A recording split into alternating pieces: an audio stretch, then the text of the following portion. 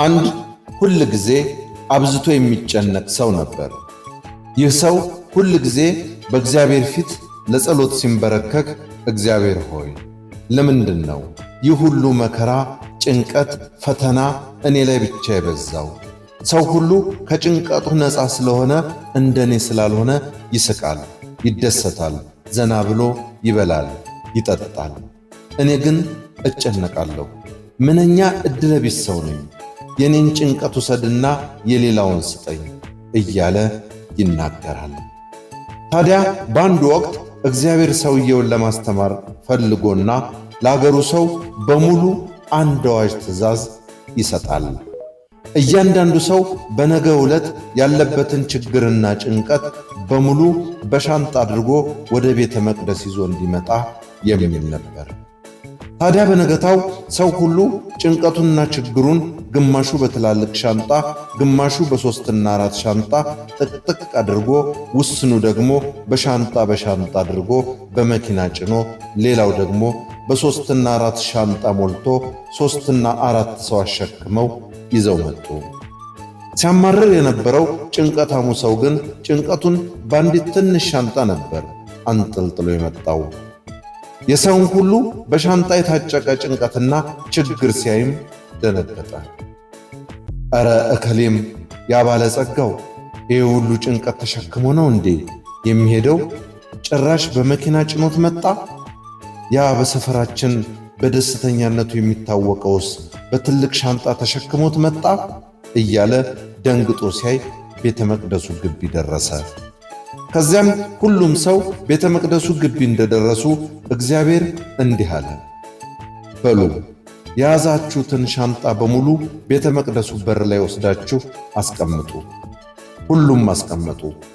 እግዚአብሔርም በሉ አሁን ወደ ኋላ ሄዱ አለ። ሁሉም ሻንጣውን በሩ ላይ ትቶ ወደ ኋላ ሄዶ ቆመ።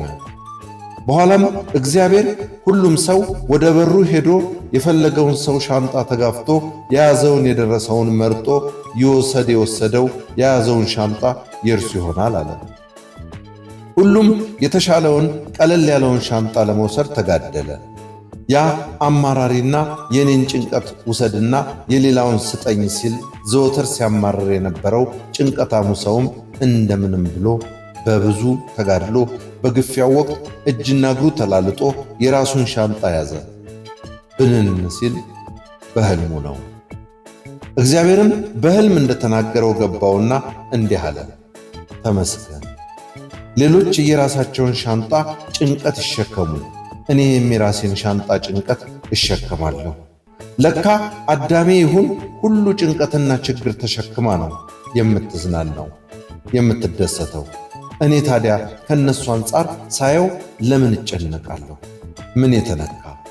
አምላኬ ሆይ እስከ ዛሬ ላማረርኩህ የኔን ውሰድና የሌሎችን ጭንቀት ስጠኝ ያልኩህ ባለማወቅ ነውና ይቅር በለኝ። ለካ ያሸከምከኝ ባቅሜ ነው።